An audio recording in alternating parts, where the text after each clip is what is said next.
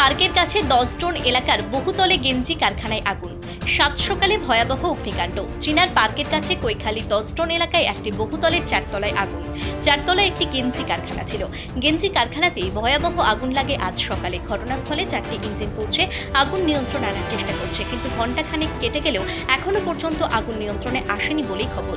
প্রচুর পরিমাণে দাহ্য পদার্থ মজুদ ছিল বলে দ্রুত ছড়িয়ে পড়ে আগুন। কী থেকে আগুন লেগেছে এখনো পর্যন্ত জানা যায়নি।